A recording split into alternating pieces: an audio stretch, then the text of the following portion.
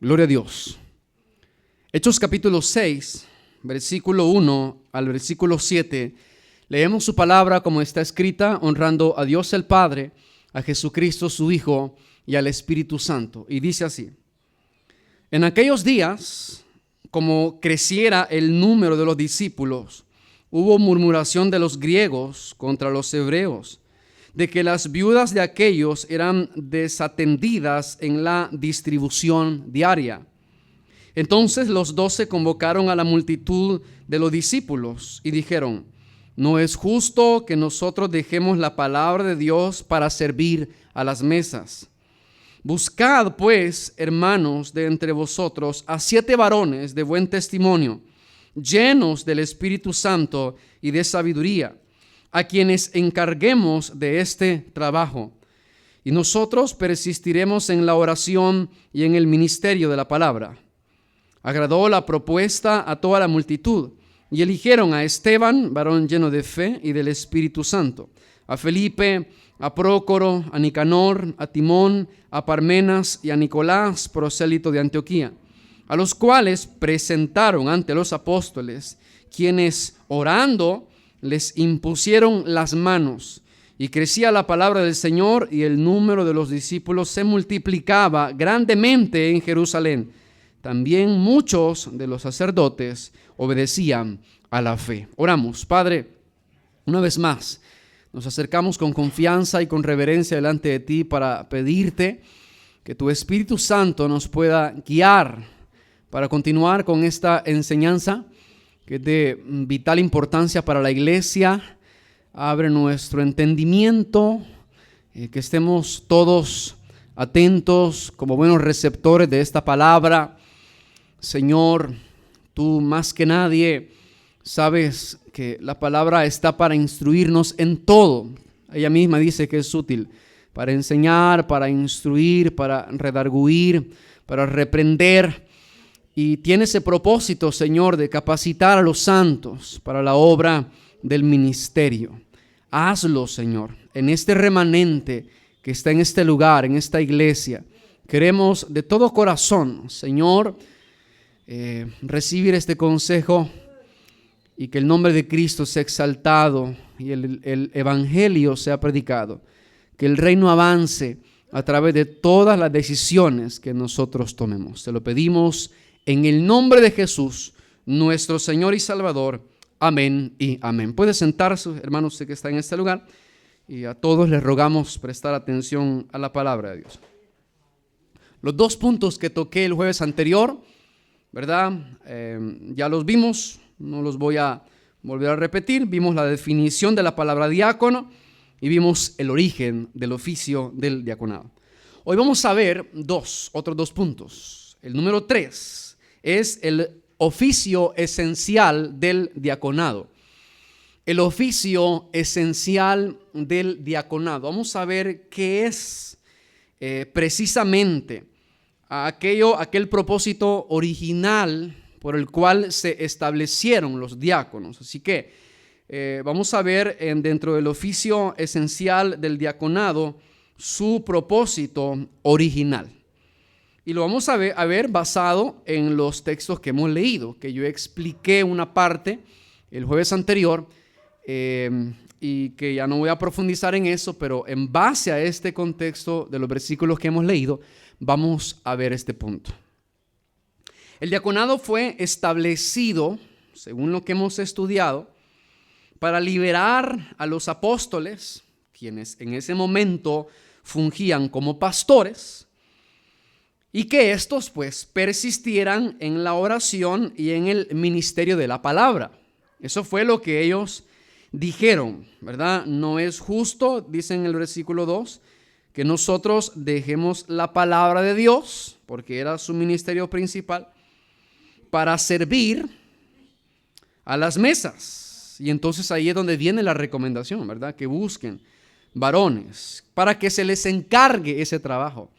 Entonces, hermanos, el oficio esencial del diaconado, su propósito original, hermanos, o la labor, ¿verdad?, para lo cual ellos fueron establecidos de manera primordial, fue para eso, para, en primer lugar, liberar a los apóstoles, y en este caso, hablando ya en el siglo presente, para liberar a los pastores de aquellas actividades como la que se hacía en este lugar, para que los pastores se dediquen a la palabra, ¿verdad? Y a la oración, a predicar la palabra y, por supuesto, antes de predicar la palabra, a estudiarla muy dedicadamente, para luego traer el mensaje al púlpito y enseñarlo fielmente a la iglesia.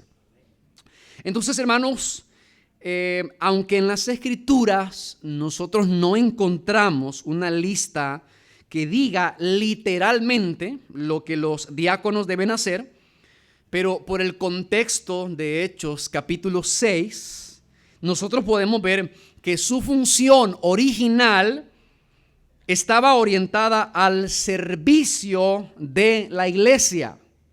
Oiga bien, hermanos, estaba orientada al servicio de la iglesia, porque los apóstoles servían la distribución diaria, el alimento y otras cosas más, las ofrendas, lo que se conocía como limosnas, o le podríamos llamar mejor ofrendas de caridad para que no suene muy despectivo, pero se llamaban limosnas, ¿verdad? Ellos distribuían, pero cuando el número creció, ya era muy difícil. Quizás al principio era poquito tiempo lo que ellos tenían que invertir en servir a las mesas, pero cuando creció en número la iglesia, ya le demandaba demasiado tiempo, y eso entonces los apartaba a ellos de su oficio principal.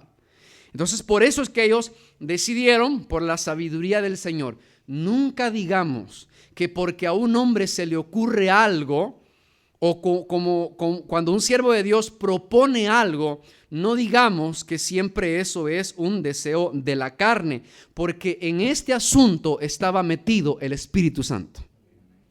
Estaba metido el Espíritu Santo. Dios estaba inspirando a los apóstoles en la sabiduría.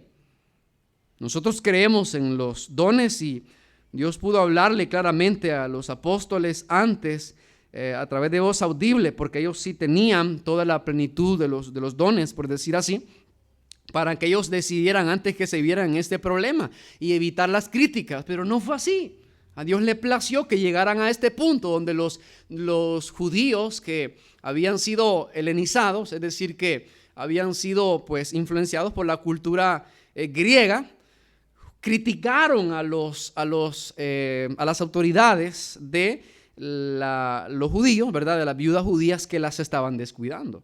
Y fue por esta crítica de que los apóstoles, inspirados por Dios y con la sabiduría que Dios les había dado, entonces deciden tomar cartas en el asunto y llevar a cabo la elección de diáconos. Así que, hermanos, su servicio original estaba orientado, dijimos, al servicio a la iglesia o de la iglesia, haciéndose responsable del ministerio de caridad, por llamarlo así, ¿verdad? El ministerio de caridad, realizando el trabajo de benevolencia, estando alerta de las necesidades de la congregación y promoviendo también la unidad dentro de ella, dentro de la iglesia. O sea, en palabras más sencillas, los diáconos iban a velar por las necesidades materiales de los miembros de la iglesia. Ellos se iban a ocupar de poder recibir las ofrendas de la congregación para llevársela a un miembro de la iglesia que estuviese en necesidad. También podían orar por ese miembro, podían darle palabras de consuelo, lo vamos a ver más adelante, podían darle palabras de ánimo, cierta instrucción, porque para eso son los diáconos, para eso son los diáconos. Entonces, en el tiempo presente, la labor de los diáconos está concentrada en la distribución de la ayuda para los necesitados, los hermanos necesitados de la iglesia, ya sean viudas, sean huérfanos, hermanos enfermos, etc. Y aquí pues no es que solamente a las viudas y a los huérfanos, ¿verdad? No, esto es en general, a cualquier miembro de la iglesia al cual se le presente una necesidad. Entonces los primeros que van a estar ahí dispuestos para ayudar son los diáconos. son los diáconos, ¿verdad? Claro, el pastor se involucra. De hecho, vamos a ver más adelante que el oficio del diaconado siempre será supervisado por el cuerpo pastoral. Los diáconos no van a trabajar independiente de los pastores. No es así, de ninguna manera, ¿verdad?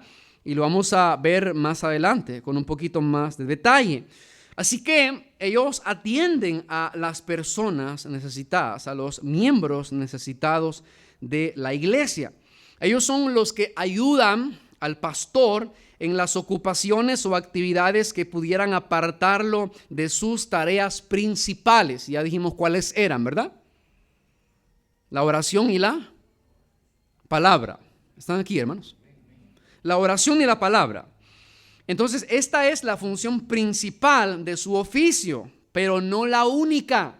Repito, esta es la función principal, el propósito original por el cual se establecen diáconos, o la necesidad por la cual se establece un cuerpo de diaconado. Pero no es o no son las únicas funciones que los diáconos pueden hacer. Los diáconos pueden hacer más funciones según la necesidad de la iglesia y según el pastor vea conveniente, ¿verdad? Para que él se descargue de esas funciones. Entonces, hermanos, pero eso sí, los diáconos deben estar dispuestos a servir en cualquier labor que los pastores les asignen. Por supuesto, hago la aclaración, cosas que tengan que ver con la iglesia. Aquellas actividades que estén relacionadas con la iglesia, ¿verdad? Porque los diáconos, aunque sí son servidores del pastor, pero lo son de la iglesia.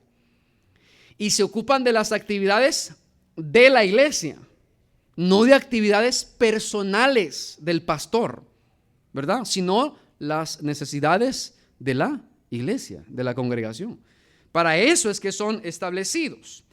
Así que son ellos, por eso es que los pastores tienen que estar ahí pendientes, ¿verdad? De un hermano. Claro, esto no significa que los pastores no son los que principalmente tienen que estar pendientes. ¿Cómo no? Porque repito, dentro de las actividades o el oficio del pastorado, o las cosas que el pastor hace, además de la oración y la palabra, está, ¿verdad? Cuando se puede visitar a un hermano enfermo y ir a orar por él. Por eso dice la palabra, si alguno está enfermo, llame a los ancianos de la iglesia para que oren por él. Pero si el pastor está ocupado en la oración y la palabra, entonces ahí entran los diáconos, ¿verdad? Y los pastores, he dicho, ¿verdad? Tienen varias actividades. Tienen que aconsejar, tienen que discipular, tienen que disciplinar, tienen que consolar, amonestar, instruir, enseñar, muchas cosas. Pero hay algunas actividades que a veces, como dije el jueves pasado, los pastores hacen que los distraen de su propósito o de su actividad principal. Y hay, como les dije la vez pasada, una larga lista de cosas en las cuales a veces el pastor pues le toca, ¿verdad? Involucrarse, porque no hay un cuerpo oficial, o porque en la iglesia no siempre está disponible una persona para poder servir en esa área que se necesita. Y recuerden una cosa, hermanos, que no se les olvide, todos somos servidores de Cristo. Todos somos servidores de Cristo.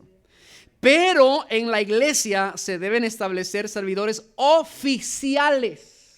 Y esos son los diáconos. Esos son los diáconos. Pero todos tenemos que estar involucrados en el servicio de la obra. Para que cuando la obra crezca, si Dios lo permite, y la obra crece en número, entonces ahí vamos a tener que ir estableciendo, ordenando más hombres, más personas que puedan ayudarnos para que el trabajo de la obra del Señor se pueda repartir y podamos salir adelante, ¿verdad? Para que el pastor no se ahogue en su labor principal. Exactamente, en muchas actividades que podríamos mencionar, y sí está incluida también esa parte, pero ya vamos a verla quizás de manera detallada más adelante. Pero hay algo importante, hermanos, que también yo necesito que la iglesia tenga en cuenta, que la manera de lograr esta tarea, o sea, que los diáconos logren llevar a cabo esta tarea, es que la iglesia pueda, hermanos, encomendarles a ellos, además de elegirlos, encomendarles a ellos que parte de las ofrendas o de las donaciones, si se puede decir de esa forma, ofrendas que vengan externas, no de miembros de la iglesia o personas que estén en esta congregación, esas ofrendas de la iglesia se les puedan entregar a ellos. O sea, del fondo general de la iglesia, las ofrendas que todos damos, de ahí, hermanos, se tiene que asignar para cuando un hermano esté enfermo, poder comprar algo y llevarle a esa persona, o llevarle una ofrenda. Y es a ellos a quienes se les va a encomendar esa tarea. Y como lo dije hace unos días, y lo vamos a ver cuando estudiemos los requisitos de los diáconos, por eso ellos deben ser de buen testimonio y tienen que ser irreprensibles. El oficio del diaconado no es cualquier cosa. Claro, no se va a poner a la par del pastorado, porque ahí no es que el pastor sea mejor que los diáconos, no es así. Pero el oficio del pastor sí está por encima de los diáconos. O la responsabilidad es más grande, para que me entiendan mejor, ¿verdad? Es más grande. Entonces, cuando estudiemos los requisitos, que será hasta la próxima, si Dios lo permite, vamos a ver que en cuanto a los requisitos de los diáconos y los pastores, solo hay una diferencia. Y lo dije la vez anterior. Y es que sea apto para enseñar. El pastor tiene que ser apto para enseñar. De ahí en adelante son los mismos requisitos que los diáconos deben cumplir para estar calificados y ser ordenados como diáconos. No es cualquier oficio. No es cualquier oficio. Es una gran responsabilidad. Es algo delicado, pero ojo, no es imposible. No es imposible. Y no es para hombres que sean Superman tampoco, ¿verdad? Porque ni los pastores somos Superman. Este oficio, aunque es una gran responsabilidad, aunque es delicado, es para hombres de carne y hueso. Así que esto la iglesia tiene que entenderlo, hermanos. Y tiene, por supuesto, que tener su corazón dispuesto a poder aportar para esta causa. Y es ahí donde se hace necesario de que todos aportemos para la iglesia, que ofrendemos para la iglesia. Porque parte de esas ofrendas van a ir destinadas para esas necesidades, hermanos. Así que así se logra ese trabajo. Porque ¿de qué nos serviría establecer diáconos, verdad? Pero no hay ofrendas y no vamos a cargarlos a ellos, porque algo sí también es importante, nunca nos vayamos a confundir. Las ofrendas o la ayuda para los necesitados no sale de la bolsa personal de los diáconos. Sale de las ofrendas de la iglesia. De la iglesia. Por eso la iglesia tiene que proveer para esas necesidades. Es la manera en que se puede lograr esto. Es como la iglesia aporta, ayuda. O sea, la iglesia está involucrada en el ministerio diaconal. Está involucrada en este ministerio, proveyendo para que se lleve a cabo de la manera más eficiente. Así que por eso se les entregaban a ellos esa responsabilidad y se les tiene que dar a ellos esos recursos, se les confiaba esa distribución según lo requería cada caso en particular, porque dependerá de la necesidad, dependerá de las circunstancias, dependerá del caso que los diáconos van a ir a tratar. No es que se va a establecer una cuota mensual específica, porque no sabemos cuánto podría necesitar una persona. O sea, cada caso se debe analizar con sabiduría y de manera particular para hacer una buena administración. Imagínense que Dios no quiera, se le murió un familiar a un hermano y solo establecimos $5 de ayuda para el ministerio diaconal. ¿Qué va a hacer ese hermano con $5? No hace nada, hermanos. Por eso es cada cosa que se debe analizar según la necesidad. Así que, hermanos, eso tenemos nosotros que tenerlo en cuenta. Y miren, esta labor esta labor, para algunos parece ser denigrante. Pero en realidad esta labor del diaconado es de mucha honra. Es de mucha honra. Nosotros, como le he venido diciendo, los seres humanos somos orgullosos. Y a nosotros, antes que servir, nos gusta que nos sirvan. Antes de disponernos para hacer la obra, buscamos que la hagan en beneficio de nosotros. Y ahora que hemos estudiado esto y que sabemos que los diáconos son servidores, al igual que los pastores, algunos podrán estar pensando, bueno, si a mí me eligen como diácono, pues yo lo único que voy a hacer es servidor. Sí, igual que yo también, porque yo soy servidor de Cristo. Pero no quiero que lo veamos y que nadie lo vea como un ministerio denigrante. No quiero que lo veamos como algo que es de muy poca estima. No es así. ¿Sabe por qué? Porque la misma palabra del Señor, así como le da la debida honra a los pastores que gobiernan bien, a los ancianos que gobiernan bien, así también Dios le da la debida honra a los diáconos que ejercen bien el diaconado.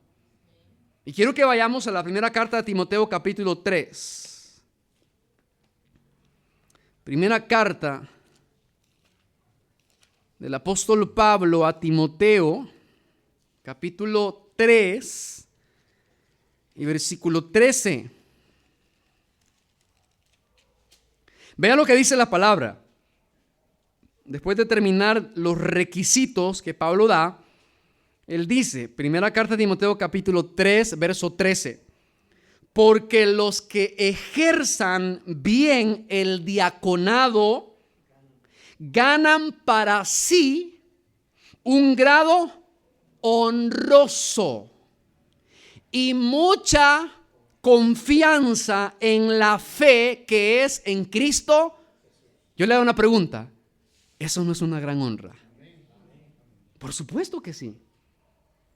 Los que ejerzan bien el diaconado ganan para sí, para ellos, un grado honroso.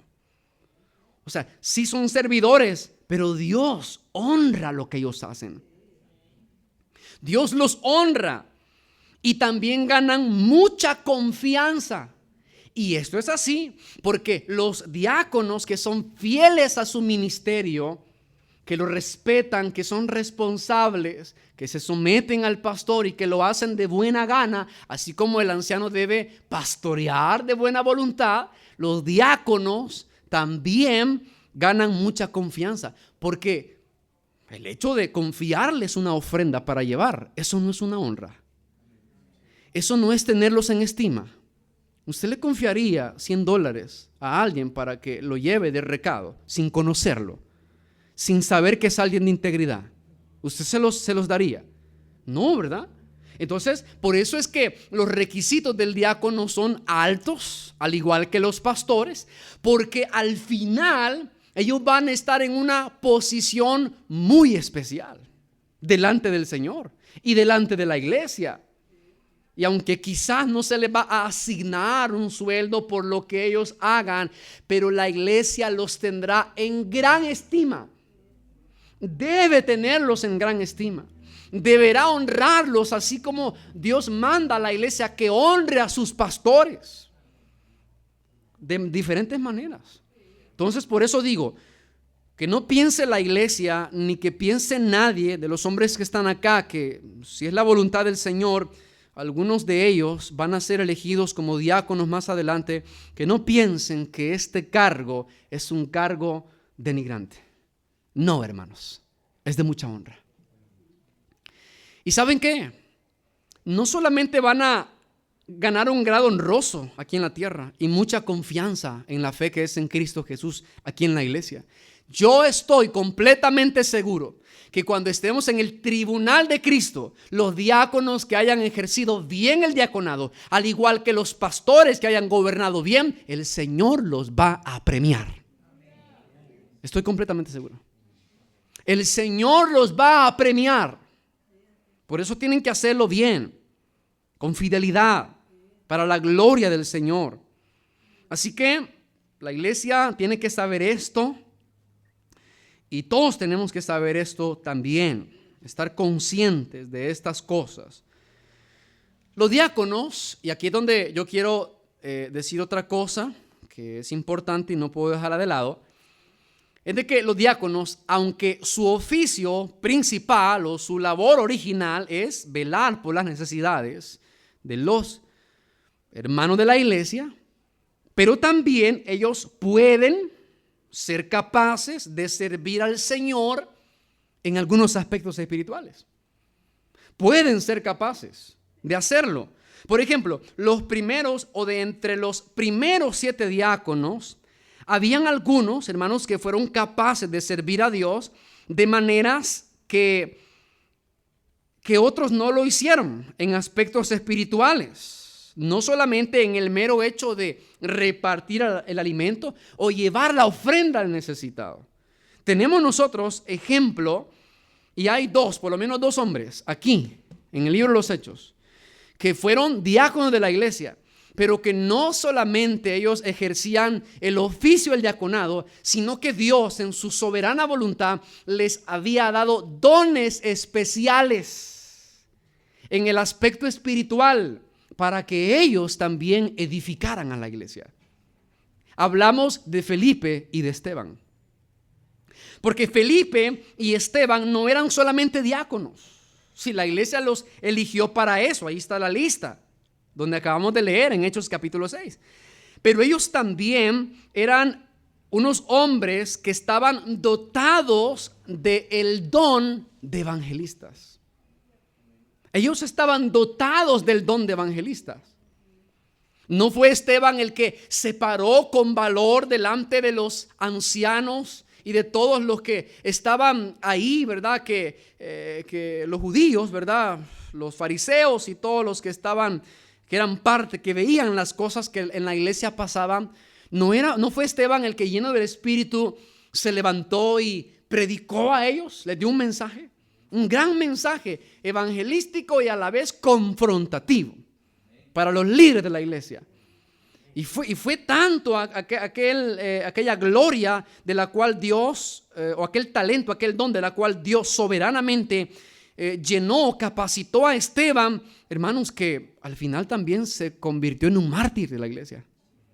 Así que algunos hermanos vayan considerando eso, que si son elegidos como diáconos y Dios les ha dado otro don, por ejemplo el de la predicación, también lo pueden ejercer. Y si Dios soberanamente los quiere hacer mártires, también lo pueden hacer. Amén. También lo pueden hacer. Porque no solamente el oficio del diaconado está limitado a la labor original, ¿verdad? Sino que pueden hacer otras cosas. Pueden hacerlo. Vamos a ver, por ejemplo, para que usted vea que en la Biblia está lo que les estoy diciendo en Hechos capítulo 8. Hechos capítulo 8. En el versículo 5, hermanos. Dice Hechos 8:5. Entonces Felipe, descendiendo a la ciudad de Samaria, ¿qué dice? Les predicaba a Cristo. O sea, en los momentos en que Felipe no estaba ejerciendo el oficio del diaconado, ¿verdad? Él predicaba la palabra. Él tenía el ministerio evangelístico. Pero yo estoy seguro que era un verdadero evangelista, un evangelista bíblico, que de verdad Dios lo había capacitado para eso, que entendía el evangelio verdaderamente. Y por eso desempeñaba también esa función, o él ejercía ese ministerio, esa labor de evangelismo. Vamos a irnos al versículo 26. Versículo 26 y hasta el versículo 40, no lo voy a leer por causa de tiempo, pero ahí en su caso usted lo puede leer y se va a dar cuenta de que Felipe también hizo una obra evangelística. Él hizo una obra misionera, porque en este capítulo 8, versículo 26 al 40, se relata, hermanos, un acontecimiento donde venía un funcionario, ¿verdad? Un etíope, funcionario de la reina de Candace, que él venía de Jerusalén, ¿verdad? Era piadoso y venía de ofrecer sacrificio. Y el Espíritu Santo le dijo a Felipe que se acercara al carruaje de ese funcionario. ¿Y para qué? Para ver lo bonito que era el carruaje que tenía ese funcionario. Para decirle, dice el Señor que otro mejor te va a dar. No, ¿verdad? Fue para evangelizarlo. Porque aunque él era piadoso, es decir, un hombre que tenía cierta religiosidad, él todavía no había experimentado el nuevo nacimiento, la regeneración, ni siquiera se había bautizado, ni siquiera entendía por qué iba a Jerusalén a adorar. Era un religioso, así como muchos cristianos. Son religiosos, van a la iglesia, hacen toda la liturgia de la iglesia, pero su vida todavía no es una vida de convicción. Entonces Felipe se le acerca y él iba leyendo un rollo de Isaías, el funcionario de Candace, y entonces viene Felipe y le pregunta, ¿entiendes lo que lees? ¿Y qué dijo el etíope, funcionario? ¿Y cómo podré entender si nadie me lo explica? Y comenzó Felipe a explicarle de quién hablaban las escrituras. Mire, hermano, qué labor de evangelista. De manera personal, uno a uno, ese es el mejor evangelismo. Comenzó a explicarle quién era Cristo, de quién hablaba las escrituras. Y al final, ese hombre, hermanos, llegó a la conclusión que Cristo era el Mesías. Y estoy seguro que se arrepintió con todo su corazón. Y la evidencia fue de que le pregunta a Felipe, ¿tú crees? Sí, yo creo. Entonces, y al final entiende que para mostrar su arrepentimiento, él tenía que bautizarse. Y providencialmente, de parte del Señor, iban pasando por un lugar donde había agua. Y le dice el etíope a Felipe, ahí hay agua, ¿qué impide que yo sea bautizado? Evidencia de arrepentimiento. Y le dice Felipe, si crees, bien puedes. Y hermanos, no prestaron ganas. Felipe dijo, pues ven para acá, te bautizo. Y lo bautizó, hermanos, si se fue gozoso ese funcionario. Funcionario. Prepárense si algún día van a evangelizar a un funcionario. Quién sabe si Dios le dé esa oportunidad. Pero eso sí, póngase a estudiar qué es el evangelio. Entonces, por eso digo que el oficio del diaconado no está limitado solamente a la ayuda, ¿verdad? La caridad y las ofrendas para los necesitados de la iglesia, para velar por esas circunstancias o esas necesidades de los miembros, sino que si Dios soberanamente le ha dado otros dones, pero que de verdad se los haya dado, que sean confirmados por Dios y por la iglesia, también puede ejercerlos. También puede ejercerlos. Pero, hago una aclaración. Esto no significa que el diaconado sea una posición que más adelante va a escalar al ministerio pastoral. Y aquí quiero, hermanos, que me presten atención porque algunos se confunden y piensan que el diaconado es una grada antes para llegar al pastorado. No es así. No es así. Aunque tiene similitud en los requisitos de los pastores, pero claramente la Biblia dice que Él, hermanos, escoge a unos para una cosa y a otros para otra cosa. Unos hacen una función y otros hacen otra función. Así como los miembros dentro del cuerpo. El hígado no hace la función del riñón ni del corazón, ¿verdad? Porque fue creado para algo. Sus cualidades son distintas, aunque ellos trabajan por un mismo propósito, pero no son iguales. Así que nadie vaya a pensar que el que se elija como diácono, su segundo peldaño que va a subir es el pastorado. No es así, hermanos. No es así. Ahora, si dentro de nosotros hay, y ruego al Señor que así sea, un hombre que cumpla las calificaciones para el pastorado, hermanos, en buena hora, también lo elegimos. También lo elegimos. Y será el estudio que voy a dar después, el ministerio pastoral. ¿Por qué? Porque la iglesia lo necesita. Porque como vengo repitiendo, y no sé cuántas veces lo dije ya, en la iglesia debe haber varios pastores según la necesidad. No solo uno. Por muchas razones que ya expliqué varias veces. Así que Esto es importante entenderlo. Esto no es que vamos escalando. El coro dice que vamos escalando peldaños, pero aquí en esta parte no aplica el coro, hermano, ¿verdad? No, es que yo primero empecé barriendo y siendo ujier, después prediqué y voy escalando. Y entonces ahora ya me eligieron como diácono y después le quito el puesto al pastor. No, hermanos, no es así. Mucho cuidado con eso. Por eso deben ser hombres íntegros, hombres fieles, hombres respetuosos de la obra y de los cargos que Dios ha asignado. Porque elegir a un diácono que en su corazón lleva esa mala intención de quitar el puesto al pastor, hermano, eso es peligrosísimo. Y es por eso que la Biblia nos da instrucciones muy cautelosas, y cuando veamos los requisitos de los diáconos, usted se va a dar cuenta que ahí va el Señor diciéndonos: prueben esto, examinen aquello, tiene que ser así, tiene que ser allá. Y tienen que ponerlo a prueba, no que lo pongan a ejercer el diaconado y si lo hace bien le dan el cargo, no, sino que tienen que probar que su conducta sea irreprensible. Y si la conducta de ese hombre o esos hombres que han elegido como diáconos es irreprensible, hasta entonces debe ejercer el diaconado. La palabra es perfecta. Y la palabra, hermanos, nos guarda a nosotros de cometer errores fatales.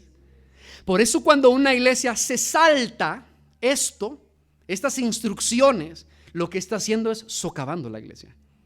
Está preparando el terreno para que de un momento a otro, por una mala decisión y por no tomar en cuenta el consejo de la Escritura, y peor porque confían más en sus revelaciones y visiones que en la palabra, ellos mismos están minando la iglesia. Y de repente, el que eligieron como diácono derroca al pastor o divide la iglesia. Eso no es saludable. Eso no es provechoso para la iglesia. Ni queremos que eso suceda. Por eso hay que procurar someterse a estas instrucciones de manera fiel. No son mis instrucciones, hermanos. Son las del Señor. Y Él sabe por qué lo hace. Y cada vez nos venimos dando cuenta más, cada uno de nosotros, que la palabra es perfecta y que la palabra no se equivoca. Y si nosotros desechamos la palabra porque pensamos que nuestra inspiración tiene mayor autoridad que la Escritura, es ahí donde vienen todas las consecuencias que hasta ahora venimos acarreando y seguiremos acarreando en la iglesia del Señor. Así que cuidado con eso. El que va a ser diácono, va a ser diácono. Y al que Dios a través de la iglesia confirme y elija como pastor, será otro pastor de la iglesia. Pero todo con la sabiduría del Señor. Esto no es a la carrera, hermanos. Esto es con paciencia. Es con paciencia. Porque los fundamentos de la iglesia cuesta establecerlos, si los queremos establecer bien. Pero si queremos poner fundaciones huecas, porque nos precisa número y edificar la iglesia, vendrá un terremoto mañana y esto se destruye. Vamos a ver el segundo punto. Vamos a ver el número 4. Principios para la ordenación. Principios para la ordenación. Obviamente la ordenación de diáconos. Y solo voy a mencionar 2. Vamos a ver, hermanos, a la luz de la palabra, qué principios se tienen que tomar en cuenta para que se puedan establecer oficiales dentro de la iglesia. En este caso, oficiales que ejerzan el ministerio del diaconado. El primero es el principio de la elección. El principio de la elección.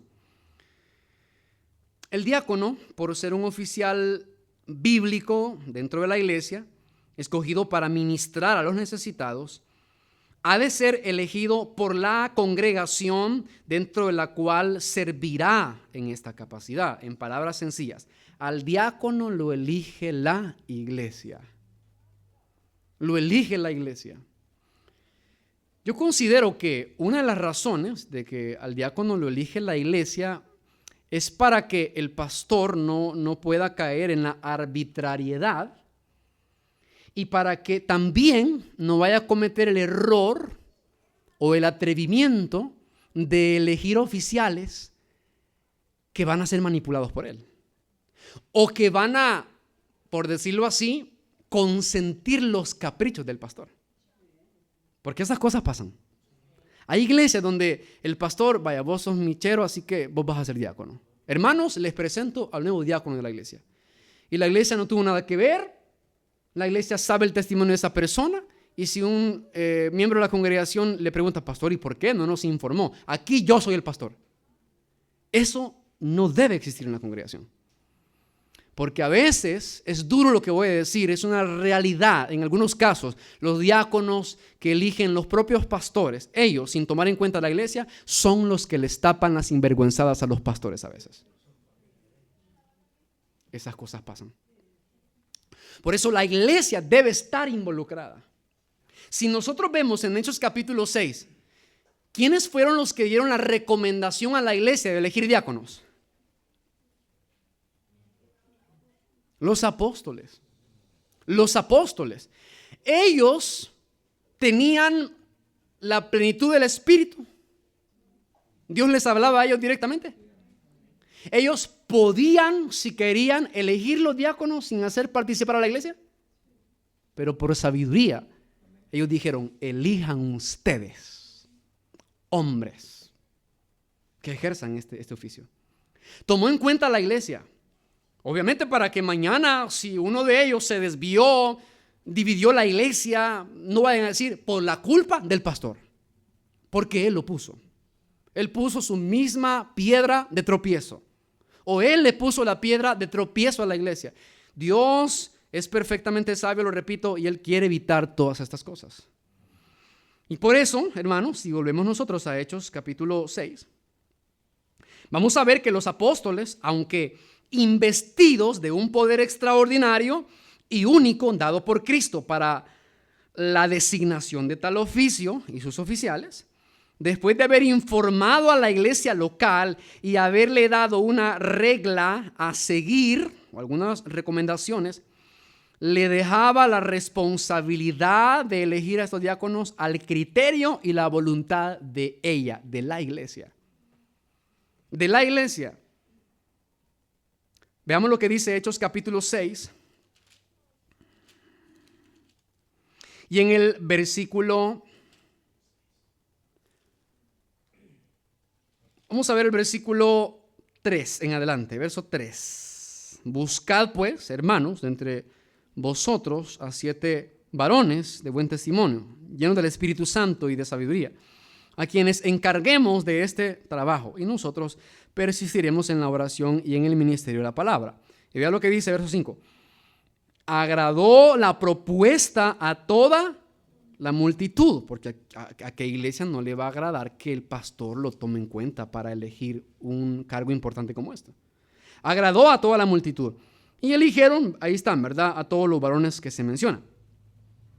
Ahí está la lista. Entonces pregunto, ¿quiénes eligieron a los diáconos?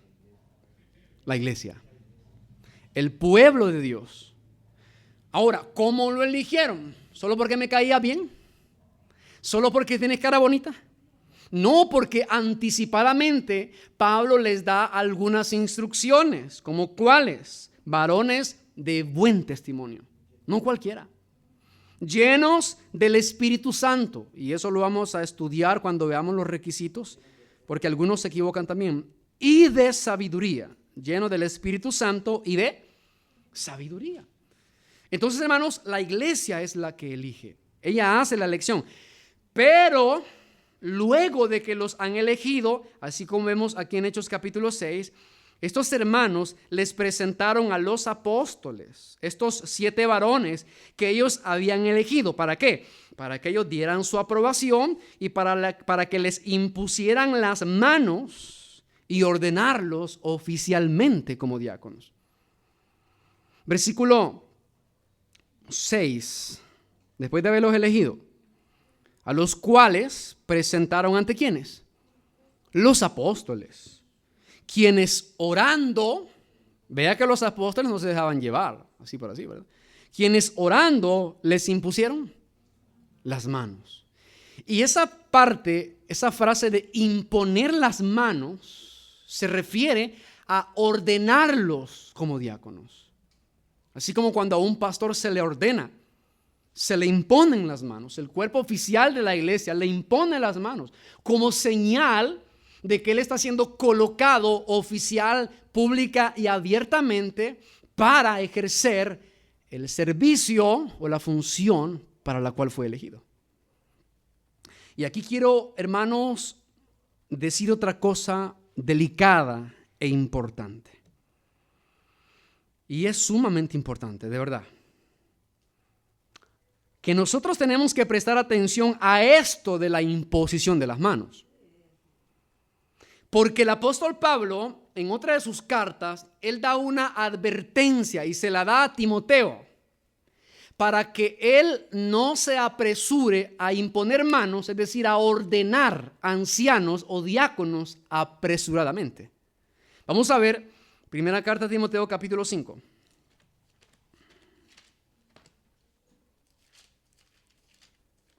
Primera carta a Timoteo capítulo 5.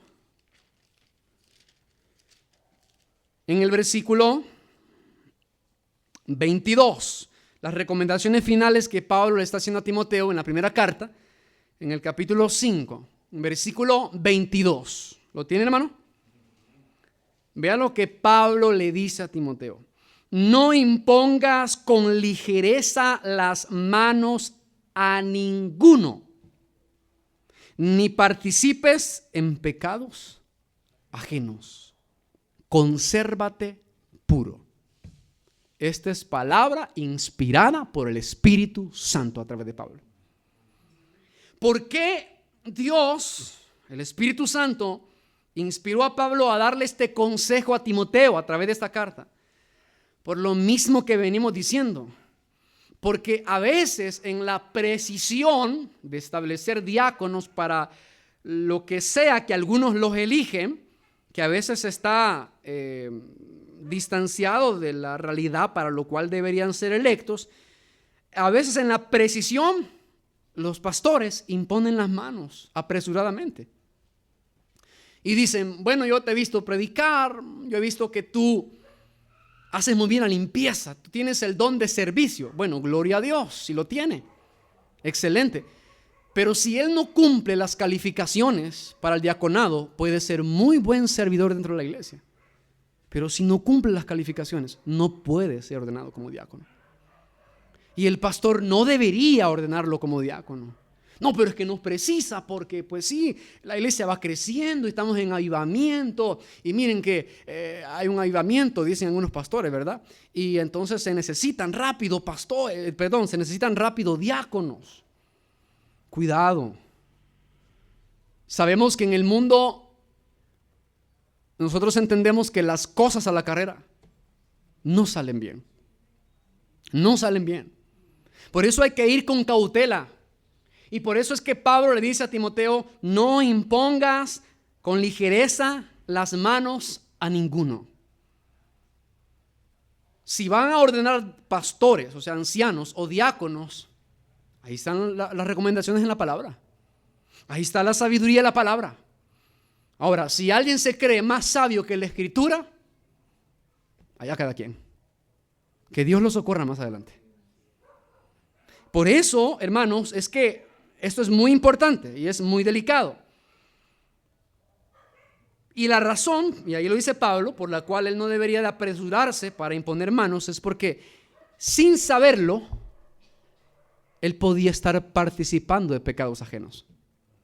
¿Qué pasa si en la precisión de la necesidad de pastores se elige a uno que apenas lo hemos conocido, acaba de venir, pero como dicen, entró con fuego y comenzó a servir en la iglesia y hacer esto y lo otro, ayudar al pastor, y viene el pastor y dice, no, este es el otro pastor que Dios me ha mandado?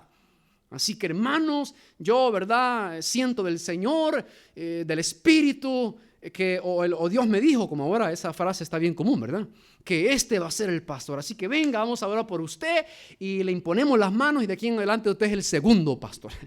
Y esto que todavía le dicen el segundo pastor, o sea, usted va a estar bajo mi cuidado, yo voy a estar por encima de usted. Esa posición de segundo pastor o copastor no es bíblica. No es bíblica. Si habrán dos pastores en la iglesia, tendrán la misma autoridad y serán los pastores. Porque, hermanos, perdón que haga tanto énfasis en esto, pero a veces algunos pastores eligen a otros copastores y cuando ese copastor ve en el pastor algo que es digno de reprender, como él es la máxima autoridad, él les dice, ustedes no me pueden mandar a mí, yo soy el pastor general y aquí yo tomo las decisiones. Así que cállense, no digan nada, porque aquí yo mando. Y aquí se hace lo que yo diga. Por eso los dejan debajo de ellos. Si le dieran la misma autoridad, la misma que Pedro en la primera carta, capítulo 5, tomó para ponerse al mismo nivel de los ancianos, entonces no sucederían esas cosas. Y por eso es que Pablo le dice, no imponga la mano con ligereza a cualquiera, porque ese pastor no lo conoces. ¿Y qué tal si allá en su colonia donde vivió por muchos años, él se metió con 10 mujeres y tú no lo sabes? Aquí nadie lo conoce, por eso vino para acá, lejos de su colonia, porque allá sí saben lo sinvergüenza que es. Pero aquí nadie lo conoce y con apariencia y con supuestos dones, él quiere impresionarte y tú, como eres apresurado, le pones las manos. Podrías estar participando de pecados ajenos, sin querer, inconscientemente estar tapando pecados. Y no puede ser así. No debe ser así. Consérvate puro, le dice Pablo a Timoteo. Porque si un pastor ordena rápidamente a otro pastor o a un diácono, y ese diácono es de esos sinvergüenzas que de repente comienza a hacer destrozos en la iglesia y a meterse con una hermanita y con otra, ¿a quién le van a echar la culpa? Y va a ser de él por haberse apresurado. Y van a decir, el pastor le está tapando las sinvergüenzas a ese diácono o a ese otro pastor. Por eso dice, consérvate puro. No ordenes con ligereza a una persona. Hay que tener paciencia. Hay que orar. Hay que discernir. Eso no significa que no sucedan cosas a pesar de todo esto. ¿Cómo no? Suceden cosas que uno no se espera. Habían, por ejemplo, colaboradores de Pablo en el ministerio que de repente se le fue. Pablo pensó que era un nacido de nuevo. Demas colaboraba con él. Era auxiliar del apóstol, era un servidor de él. Y yo creo que Pablo se sentía gozoso, alegre. Él creía que era un hermano verdadero y le había dado ciertas responsabilidades dentro de su ministerio para que colaborara, pero de repente en una de sus cartas le dice a uno de los que le manda, Demas me ha dejado amando este mundo. Hasta a los apóstoles se les escapaban ciertas cosas, porque no somos perfectos, porque no hay perfección a veces en las decisiones de los hombres, aún de aquellos que son inspirados por Dios o dirigidos por Dios. Pero ¿para qué sirve todo esto? Para cerrar la puerta lo más que sea posible. Para eso sirve. Pero si alguno quiere dejarla completamente abierta, va a tener grandes consecuencias. Así que, hermanos, el principio de la elección nos enseña que es la iglesia el que los elige, los observa, analiza su vida, ora, por supuesto, toma en cuenta la palabra, medita y sigue orando y sigue orando. Y cuando se da el momento de proponer candidatos en la sabiduría que Dios ha derramado por su palabra y la oración, dicen, yo propongo a tal hermano. No porque es mi amigo, mi familia o el que me cae bien, no, yo lo propongo porque en base a lo que la Biblia dice, yo considero que él cumple las calificaciones. No lo vamos a ordenar inmediatamente, porque ese es un candidato. Hasta que se haya probado su vida, que tampoco va a ser perfecta, porque igual en el caso de los pastores no es perfecta, pero hasta que se haya probado su vida, su integridad, entonces será ordenado como diácono. Segundo principio, el último. el número o cantidad. El número o cantidad. Aquí en el libro de los Hechos nosotros vimos que se eligieron ¿cuántos diáconos? 7.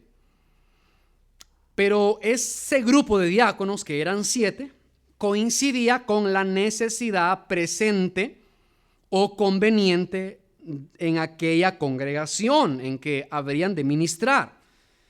Y eso no tiene la intención de ser una norma o una regla de que esa cantidad y no otra mayor o inferior fuera la que habían o tendrían que nombrar en ninguna congregación de aquí en adelante. O sea, para que me entienda. Si aquí se eligieron 7, algunos, ¿verdad?, que todo lo espiritualizan, dicen, es que 7 es el número perfecto. Y por eso algunas iglesias eligen 7 ministros. Y a veces son demasiados si la congregación es pequeña. No es necesario elegir tanto. Entonces, el principio de la necesidad del número o la cantidad o cuántos diáconos se van a nombrar depende de la necesidad de la iglesia. ¿Cómo voy a nombrar yo aquí 7 diáconos si solo 7 varones sabemos? ¿Y a qué varones van a ministrar esos diáconos? A ellos mismos. ¿Verdad que no? Todo es conforme a la necesidad.